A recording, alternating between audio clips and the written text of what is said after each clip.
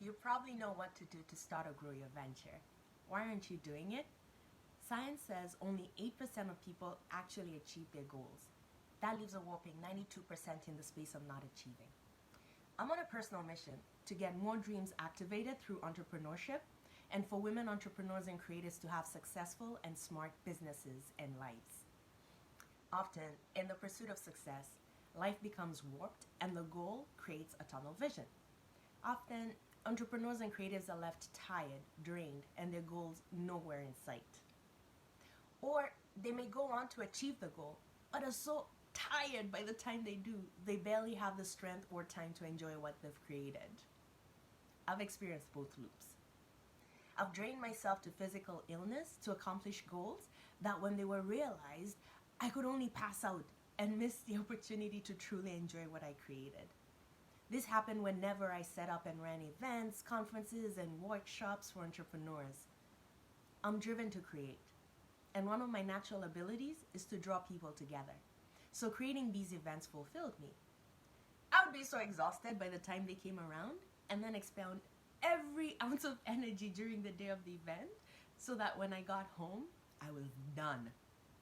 It would take me many days to recover. It was exhausting. Yet, I did this time and again for about 5 years before I was ready to listen to my business coach's sage advice to stop, just stop. There was a better way. I've also gone hard for a goal, and when time ran out, stared down a long, dark tunnel with my goal nowhere in sight, as in nowhere. It made me feel defeated because it wouldn't look like I'd done anything. I couldn't account for my time, energy, or money because often there was nothing to show, like nada. In fact, many times I'd find myself in a deficit. More painful than realizing a goal and being too exhausted to enjoy it or use it well is reaching for a goal and failing. At least that's how I saw it. I share this with you because it is easy to look at people going after their goals and think they have something you don't. It can be easy to think that you're doomed to failure and won't make it across the finish line. I get it. For a long time, I used to think like this. If only I just had X amount of dollars, then everything would be all right. If only I had X opportunity or X support or X amount of clients, there was always something missing that I wish I had that would make my dreams come true. Take a moment and think about this question. By the way, here's a tip. When I watch these types of powerful videos, I take notes. I pause the video to let the information sink in or to journal my thoughts, and then I press play. What this enables me to do is integrate and implement important information as I work. I give a ton of valuable information in my videos, but I speak fast or provide a ton of information in a small window of time. So if this is for you, make friends with the pause button and take notes, okay? So here's your question, and I'll allow you 30 seconds or so to write down what comes to mind. What is currently missing that you wish you had that would make your dreams come true? What is currently missing that you wish you had that would make your dreams come true? Maybe you're able to write something down. Maybe the thought that comes to you is nothing. Nothing is missing. In that case, my next question to you is, you probably know what to do to start or grow your venture. Why aren't you doing it?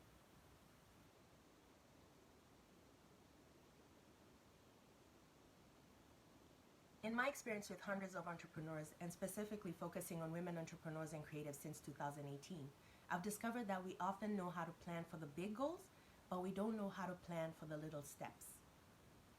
I remember back when I worked for the Canada Revenue Agency, my supervisor always gave me glowing annual reports. However, he'd add a line to the report that would just piss me off. He'd say that while I was great at going for and achieving what I set my mind to, I needed to learn to take the steps and not skip them. You see, until then, the fastest, wisest way to me was to skip steps. Instead of A, B, C to my D, I'd be like, let's do A, then C, then D, or let's just jump from A to D. This terrible habit came back to bite me in many ways. I wasn't used to walking step by step, and so I missed out on vital lessons or teachings in previous steps, information I probably needed to take the next step.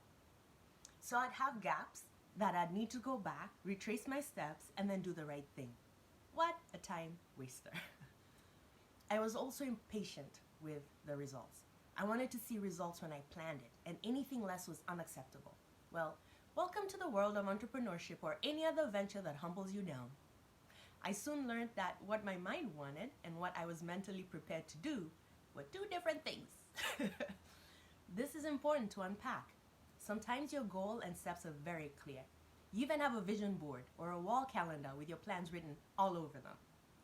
If you had to, you know who to reach out to. You pretty much know what you would do to make your dreams come true. Now, here's the question. Do you want to? Do you have it in you to take whatever it takes? This is where you can pause this video to listen to your thoughts. For many of you, you may have the desire and still feel frozen in your tracks, and for others, your answer is no. I want this, but I don't want what's involved to get it. Like, hey, guess what? That's okay. Whatever your answer is, it is where you are right now, so honor that. Maybe take the pressure off yourself because there's a part of you that knows you'll never go for it, so why stress? Now, if you're still with me, it means you are more interested in being a part of the 8% of people who actually achieve their goals. You want to know how you can join this club. I'm going to show you how right now, okay? Ready? Plan out the little steps. Look at your big goal and timeline and break it down into the smaller tasks until your calendar looks something like this. The goal, $5,000. The timeline, 30 days. The plan, find new clients and sell. The method, speak at events and offer sales calls, sell on sales call, sign up 5 clients for about $1,000 each, okay? Now the steps. The method chosen here is speaking, and specifically speaking in the format of one-to-many, which means you make a presentation before a large number of people, and at the end of it, offer calls to discuss your products and services, okay? In the physical world, you'd have a booth at the back of the room where folk can find you, like in a conference room, right? However, this is the internet world, and it's COVID. And if you're in a country like Canada, where I am, that plan above isn't happening, okay? You're at home. Also, to become a featured speaker is something you'd have had to apply and booked up to a year and a half before the actual gig. So in terms of realistically pulling this off within a month, nil to nada, meaning nothing. So, what do? This is when you look at what you have and can do. It's also looking at what you need to stretch to get the same results. That $5,000 in 30 days. So, if you have a creative background, can you use that to create videos you can post on social media, which is practically free except for your phone and internet? Before running off and spending money on gadgets, first master the art and comfort of going on camera and speaking. When I first started, I came out of a cubicle in a federal government building with 0 contacts, 0, and no LinkedIn profile. Until then, I was only familiar with Twitter and Facebook. Personal use. I knew I had to get myself in front of as many people as possible and that I had to talk about my services. I was terrified of judgment, but that didn't stop me.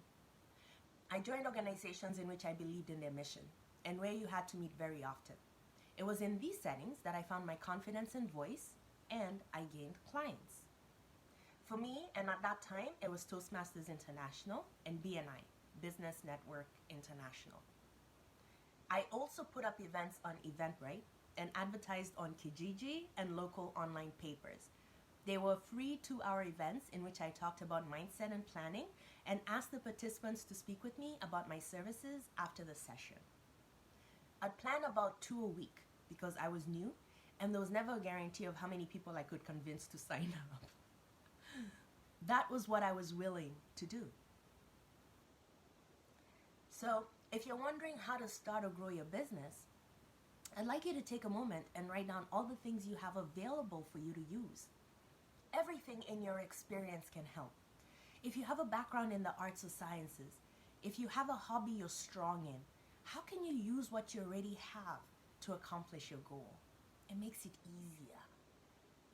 Now, I told you before that we don't usually plan for the little steps, and that's what gets us into trouble.